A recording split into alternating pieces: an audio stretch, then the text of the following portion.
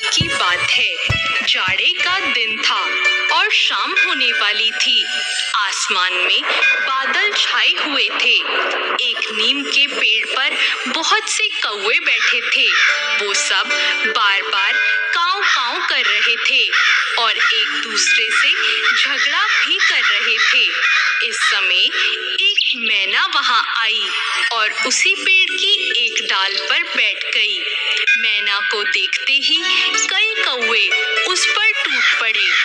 बेचारी मैना ने कहा, बादल बहुत हैं, इसलिए आज अंधेरा हो गया है।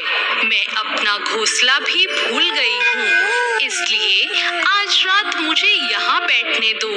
कौवों ने कहा, नहीं, ये हमारा पेड़ है, तू यहाँ से भाग जा।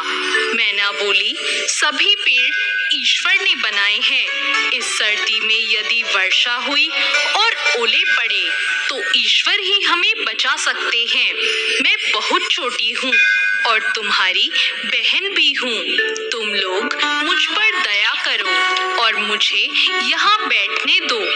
कौवों ने कहा, तेरी जैसी बहन हमें नहीं चाहिए। तू बहुत ईश्वर का नाम लेती है, तो ईश्वर के भरोसे ही यहाँ से चली क्यों नहीं जाती?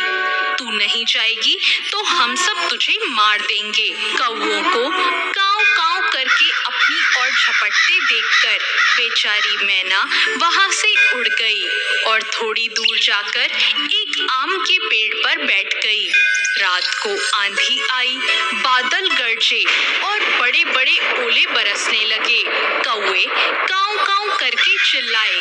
इधर से उधर थोड़ा बहुत उड़े, परंतु ओलों की मार से सब घायल होकर जमीन पर गिर पड़े। बहुत से कौवे मर गए। मैना जिस आम के पेड़ पर बैठी थी, उसकी एक डाली टूटकर गिर गई। डाल टूटने से उसकी जड़ के पास एक जगह हो गई।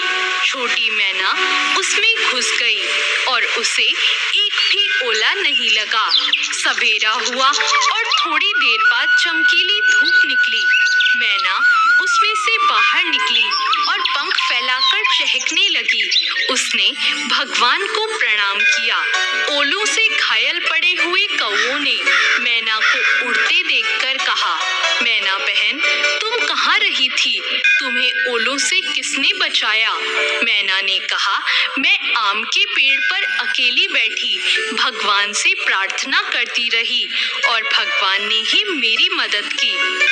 दोस्तों, दुख में पड़े असहाय जीव को ईश्वर